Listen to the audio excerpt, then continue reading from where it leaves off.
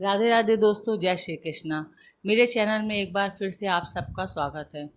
अगर अभी तक आप लोगों ने लाइक और सब्सक्राइब नहीं करा है तो प्लीज़ कर लीजिए। तो आज हम आपको बताते हैं कि भगवान शिव की पूजा में शंख क्यों वर्जित है। भगवान शिव की पूजन में शंख क्यों नहीं रखा जाता है।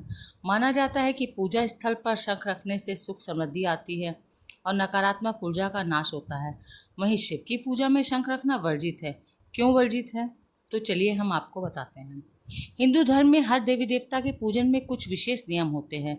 जिस तरह से भगवान विष्णु को शंख बहुत ही प्रिय है और शंख से जल अर्पित करने पर भगवान विष्णु अति प्रसन्न हो जाते हैं, वहीं भगवान शिव की पूजा में शंख का प्रयोग नहीं किया जाता है। धार्मिक दृष्टि से शंख बहुत पवित्र माना जाता है। किसी भी तरह की कोई भी पूजा हो, हर पूजा में आरती करने के बाद शंख के जल को सभी के ऊपर छिड़का जाता है। पर शिव की पूजा में शंख का इस्तेमाल नहीं किया जाता। आखिर ऐसी क्या वजह है, क्या कारण है कि जिसके चलते महादेव को ना तो शंख से जल दिया जाता है और ना ही शिव की पूजा में शंख बजाया जाता है। तो चलिए, आइए हम आपको इसके पीछे की एक पौराणिक कथा बताते हैं। शिव पुराण की कथा के अनुसार दैत्यराज दंभ के कोई संतान नहीं थी। उसने संतान प्राप्ति के लिए भगवान विष्णु की कठिन तपस्या की। उस दैत्यराज के कठोर तप से प्रसन्न होकर भगवान विष्णु उसके पास आए और उससे वर मांगने को कहा। तब दंभ ने भगवान विष्णु से महापराक्रमी पुत्र का वर मांगा। विष्णु जी तथास्तु कहकर अंतर्ध्यान हो गए। इसके बाद दंभ के यहाँ एक पुत्र का जन्म हुआ, जिसका नाम शंखचूड़ पड़ा।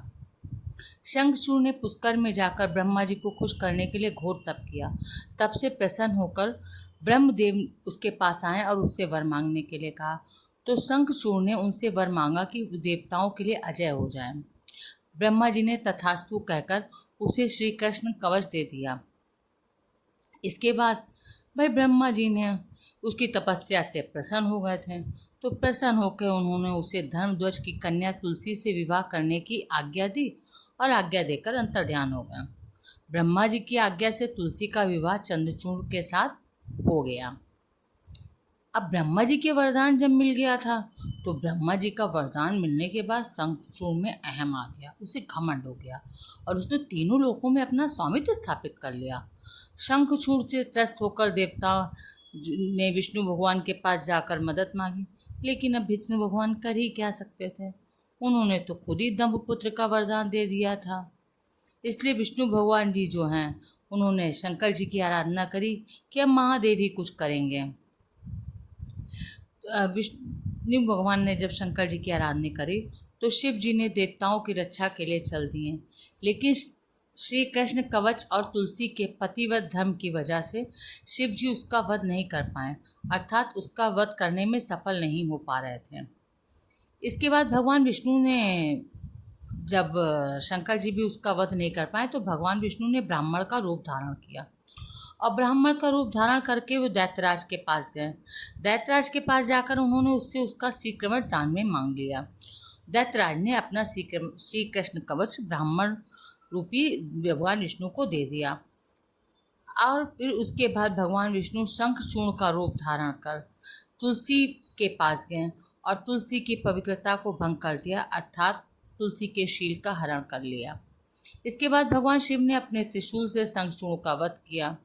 ऐसी मान्यता है कि उसकी हड्डियों से शंख का जन्म हुआ था और वो भगवान विष्णु का प्रिय भक्त था। यही कारण है कि भगवान विष्णु को शंख से जल चढ़ाना शुभ होता है, जबकि भगवान शंकर ने उसका वध किया था।